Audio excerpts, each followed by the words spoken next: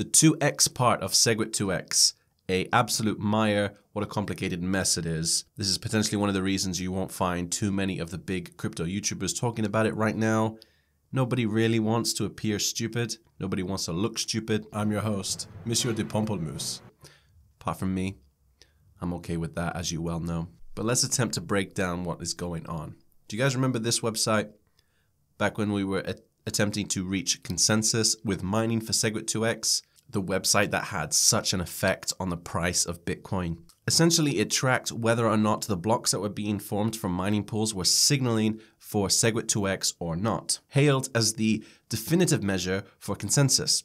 It required 80% to get the first scaling solution implemented that Bitcoin has seen in years, and it smashed that and hit 100%. This is the reason we got SegWit. Someone commented on my video recently about Rogerver saying, I've really opened up a can of worms here.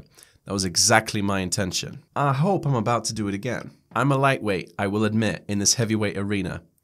But stay with me, let's explore this. Knob2x is a website, it's not actually what it sounds like. It tracks businesses that have not agreed to the SegWit2x proposal. Kind of inaccurate though, because by saying nothing, they've been added to the list. But an interesting website nonetheless. But before we even get into that, there's a lot of contention about even SegWit. There are some who will point out that it comes with technical debt, it changes what Bitcoin is meant to be from the white paper in a hashing of digital signatures, and complicates further upgrades in the future. Potentially we have a situation here where it's impossible to please everyone. But those pro-SegWit will point to the fact that it's a celebration that we reach consensus, it allows for bigger blocks, it allows for future upgrades like Schnorr signatures, drive chains, side chains, lightning network, mast, a ton of stuff. All of which wouldn't be possible without something like SegWit. What's done is done, and if you don't like it, then you can use Bitcoin Cash. Let me focus on Bitcoin for now, however. This website will show that miner consensus for 2x is at 93.8% right now, so still vast majority. We have the question of whether these miners really represent consensus of the users, of you and me, of businesses that use Bitcoin. And their opinions are really important. We need those businesses. If Bitcoin is simply going to be something that you eventually turn into fiat and that's its only purpose, then it's potentially doomed. Does it actually represent consensus? The answer would appear to be no, but it's a tricky one. For miners, sure, but for users, maybe not 93% like it's showing. Although what alternative we have to actually track consensus? Very difficult at best and impossible at worst, not without more people running a node themselves. Even still, there are more nodes in operation using Bitcoin Core Client 0.15 than SegWit2x Client BTC1. Some are calling the 2x portion of SegWit2x an actual attack on Bitcoin. And Jihan Wu, the co-founder of Bitmain, is going through with it no matter what. Under usual circumstances, this is fine. Anyone can fork the network, but you won't have the users, you won't have the hash power. In Jihan Wu's scenario, he's not worried about one of them. And for the second, for users, he's got something that kind of incentivizes people to use it. Otherwise, they're under an attack vector. I'm referring to double spending, or more aptly, a replay attack. To explain that, I'm going to use this scenario. Let's say you have one Bitcoin prior to the hard fork. Once a 2x forks arrives, you would now have one SegWit Bitcoin and one SegWit2x Bitcoin. You can go to spend one Bitcoin and buy whatever you spend one Bitcoin on. Next, you check your balance on the alternate chain and are surprised to see that the coins are gone from that wallet as well and went to the merchant's Bitcoin wallet. How did that happen? Why did the coins on the alternate chain disappear even though you only spent the original SegWit Bitcoin? An attacker, or anybody in general, can pick up the broadcasted transaction on one chain, broadcast it to the other, and have it replayed on that one. Since the transaction is valid on both chains, both nodes would accept it. Even though you didn't mean to spend the other coin, a malicious attacker, or even the receiver, could do this to get a little bit of extra coin out of you. However, that can only happen if you decide to spend your coin. If you're not actually making any transactions, no one can magically take coins out of your wallet. On top of all this, we have the more tinfoil hat inclined among us who are wrapping their heads right now in shiny new hats. saying that big blocks lead to more centralization. Not without good reason. Bigger the blocks, the more expensive it is to run a node. If the only people running nodes are those who are running the mining operations, essentially they run Bitcoin. For example, if they run most of the nodes, they run most of the hash power, they can change the block reward to 500 Bitcoin for every 10 minutes. And because they operate most of the nodes, it would go through. I get it though, there would be a revolt. People would not use that system anymore, but that's just a technicality. This is technically possible. Should you run a node? I'll let you decide. So the 2x part of SegWit2x is risky because of no replay protection, which is kind of something you'd expect from hard forks. But there you go. It's not risky if 100% of users use the new network, but if we've got the split where people are still using the old, we will have a third type of Bitcoin. But I would imagine the SegWit2x Bitcoin is the one that's going to get to keep the name Bitcoin. I could be wrong, but I'm pretty sure that's going to be the case. What the other one would be called, I don't know, Bitcoin Classic? No one can think new user confusion and a fractured community is a good thing. Yet here we are. In order to prepare, I would just suggest you keep control of your private keys.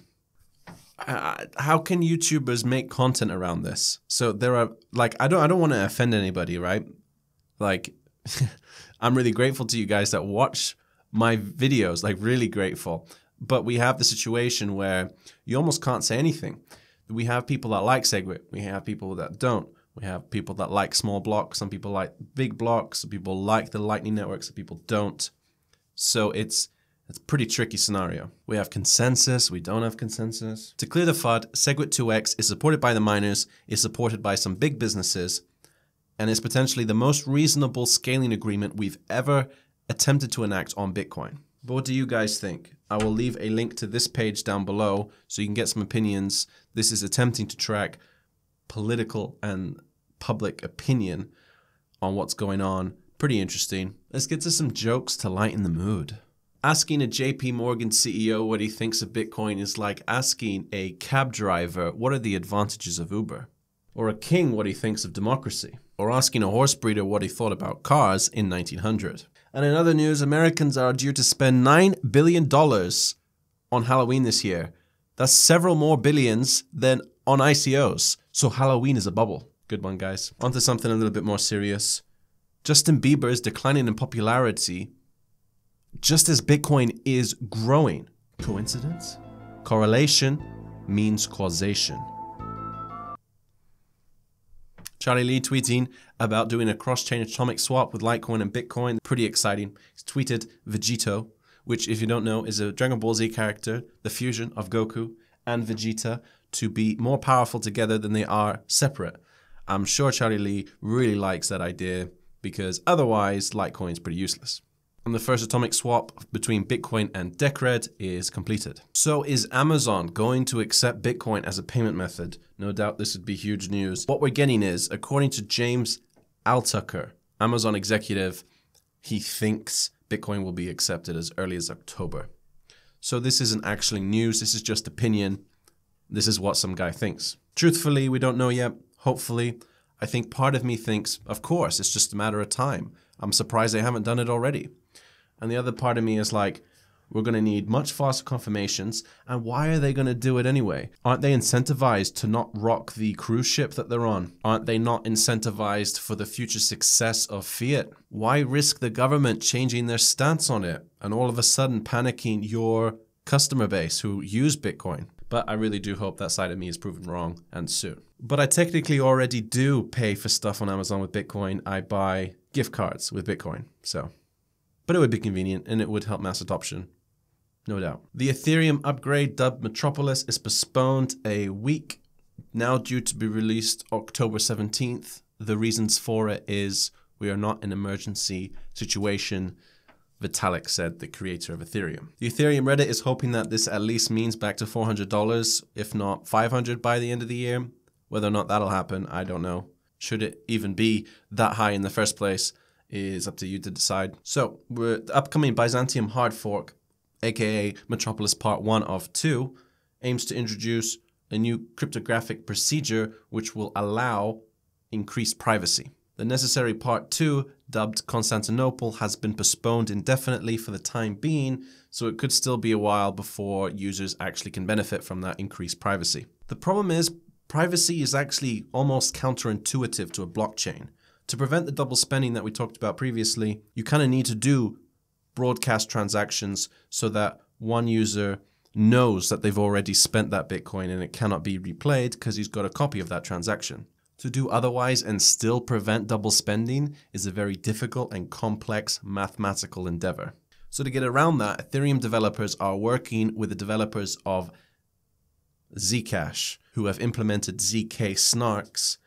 Sounds weird, but it's designed to be one of the best privacy measures we have. Vitalik himself saying it's the holy grail of anonymity, completely untraceable. By using this technology, a transaction can be verified without actually publicizing anything about its details except its validity. Ugh, it was a pretty heavy one today. Sorry, but I hope you enjoyed that. Lastly, I wanted to say I like this guy's game plan. I almost forgot to do a market update. That would have been a little bit embarrassing. Things are a bit up, and this is my opinion. I think that things would continue to go up if we can stop getting bad news. Obviously, this isn't financial trading advice. I'm not accredited. Don't sue me. But yeah, I just think things that... I think China hurt us. Like, a lot of money left us because there's a lot of people over there and a lot of them liked crypto. So $170 billion market cap right now is potentially unfeasible. We need to kind of grow where we are already, which is pretty much the rest of the world. Focus on more consumer adoption, and then we can recover more. I don't think we'll quickly get back to where we were, because again, 20% of the Earth's population is in China. But as long as we can stop getting some more negative news from them or from, I don't know, some banker guy, then I think we should be fine. I think things will continue to go up, and by December we could be looking at, I don't know. I'm not going to make any predictions, guys. 5,000. No, seriously, I don't know. Funny that DentaCoin is, again, one of the biggest growers today. Yes, I was pretty cynical. I do think there is potentially a little bit more to it than just a coin for dentists. But yeah. Walton, I actually bought some a while ago. I don't know almost anything about it. It's a little bit embarrassing, right? I bought a coin. I don't know much about it. A lot of people do that. I've heard it dubbed as a Chinese IOTA. Whether or not that's true or not. A friend told me, he said it was good, so I have some of that. BitDeal is up wildly. This is one of the craziest spikes I've ever seen. It's a privacy coin. Privacy is so hot right now. Not a review, guys. Not a review. This one's gone on for too long. Thank you very much for watching, and I will see you in the next one.